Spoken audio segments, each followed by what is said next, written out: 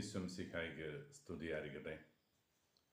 വിശുദ്ധ ലൂക്ക അറിയിച്ച സുവിശേഷത്തിലെ 19-ാം അധ്യായം 11 മുതലുള്ള തിരുവചന ഭാഗമാണ് നാം ഇന്ന് ധ്യാന വിഷയമാക്കുന്നത്. താലന്തുകളുടെ ഉപമയാണ് ഇന്നത്തെ പ്രമേയം. മത്തായി സുവിശേഷത്തിൽ നിന്ന് അല്പം വ്യത്യസ്തമായ, അല്പം കൂടെ വിശദീകരിച്ചിട്ടുള്ള ഒരു കഥയാണ് ലൂക്കാ സുവിശേഷം രേഖപ്പെടുത്തിയിരിക്കുക. ഒരു രാജാവ് പ്രഭുപദവി സ്വീകരിക്കാനായിട്ട് വിദൂര ദേശത്തേക്ക് പോകുന്നു. തൻ്റെ ഭൃത്യരെ വിളിച്ച് അവരുടെ കഴിവനുസരിച്ച് ഒരുവന് 10 മറ്റൊരുവന് 5 മൂന്നാമതൊരുവന് 1 താലന്തുകൾ കൊടുത്തിട്ട് കടന്നു പോവുകയാണ്. ഏറെക്കാലത്തിന് ശേഷം ഇദ്ദേഹം തിരികെ എത്തിയപ്പോൾ 10 താലന്ത് കൊടുത്തവൻ വ്യാപാരം ചെയ്ത് 10 കൂടെ നേടി. 5 താലന്ത് ലഭിച്ചവൻ 5 കൂടെ നേടി.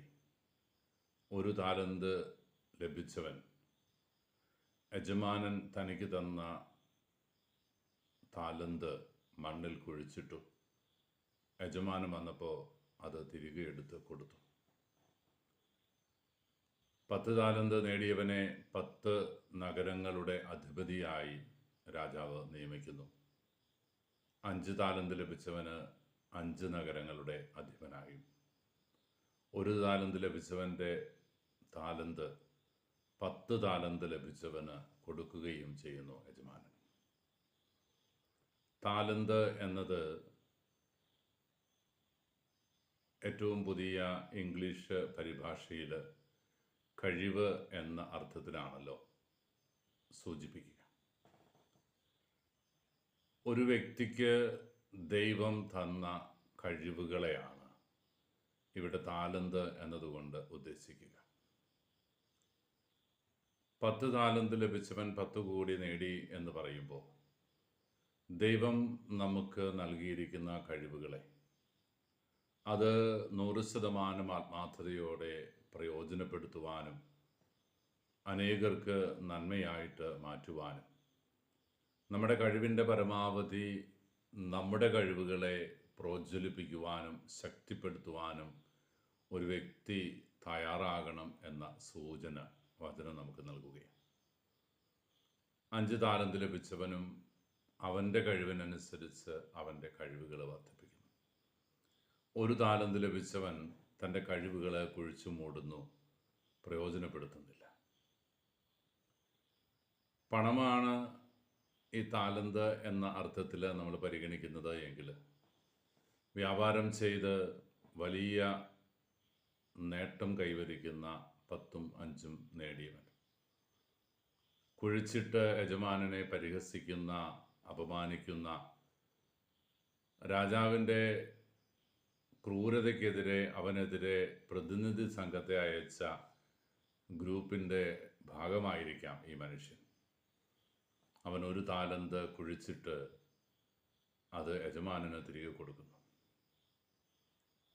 പ്രിയപ്പെട്ടവരെ, ഈ വചനം ഉൾക്കൊള്ളുമ്പോൾ നമ്മൾ ഭീതിയോടെ മനസ്സിലാക്കേണ്ട ഒരു കാര്യം, നമ്മുടെ പണവും സമ്പത്തും കഴിവുകളും അത് ഉജ്ജ്വലിപ്പിക്കുവാനും തീവ്രതയോടെ പ്രയോജനപ്പെടുത്തുവാനും ജനനന്മയ്ക്കും സാമ്പത്തിക അഭിവൃദ്ധിക്കും വേണ്ടിയിട്ട് ഉപയോഗിക്കുന്നതിന് പകരം ഉള്ള കഴിവുകളെ കുഴിച്ചിട്ടവനാണ് ശിക്ഷിക്കപ്പെട്ടത് എന്ന് നമുക്കറിയാം.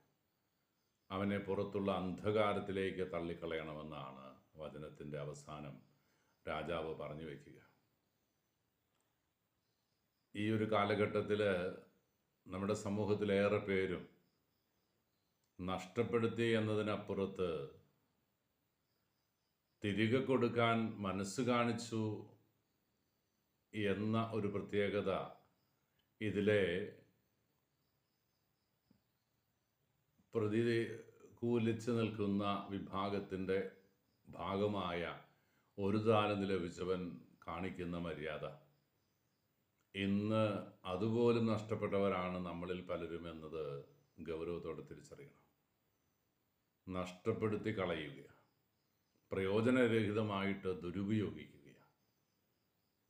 നമ്മുടെ യുവജനങ്ങളുടെയും നമ്മുടെ കുഞ്ഞുങ്ങളുടെയും ഒക്കെ കഴിവുകൾ ഇന്ന് റീചാനലൈസ് ചെയ്യപ്പെടുകയാണ്.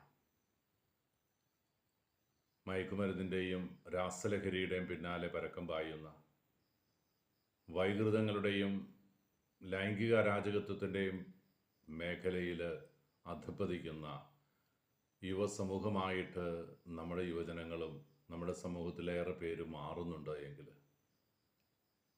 ശരിയായ ദിശയിൽ നിന്ന് തെറ്റായ ദിശയിലേക്ക് നമ്മുടെ കഴിവുകൾ മാറ്റപ്പെടുന്നുണ്ട് എങ്കിൽ അത് നഷ്ടപ്പെടുന്നതിന് തുല്യമാണ് എന്ന തിരിച്ചറിവ് നമുക്കുണ്ടാകണം. പ്രിയപ്പെട്ടവരെ, ഈ വചനത്തിൻ്റെ പൊരുൾ നമുക്ക് ഉൾക്കൊള്ളാം. ദൈവം തന്നതൊക്കെയും നന്മയ്ക്കായിട്ടാണ്. അത് നമ്മുടെ കഴിവിൻ്റെയും നമ്മുടെ സാധ്യതകളുടെയും ഒരു ചെറിയ ശതമാനമെങ്കിലും ഭാഗ്യത്തിൻ്റെയും ഒക്കെ മേഖലയാണ്. ലഭിച്ചതിനെ പ്രയോജനപ്പെടുത്താൻ, അത് കൂടുതൽ സമൃദ്ധമായിട്ട് വിനിയോഗിക്കാനാണ് നമുക്ക് സാധിക്കേണ്ടത്. പ്രതികൂലിക്കാനും പ്രതികരിക്കാനും എതിരിടാനുമാണ് ശ്രമമെങ്കിൽ, നഷ്ടപ്പെടുത്തി കളയാനാണ് ഈ കാലഘട്ടത്തിലെ പലരുടെയും ആഗ്രഹവും പരിശ്രമവുമെങ്കിൽ,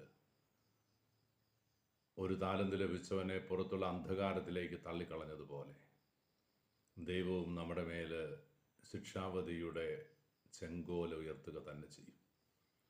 അതുകൊണ്ട് നമുക്ക് നമ്മളെ തിരിച്ചറിയണം.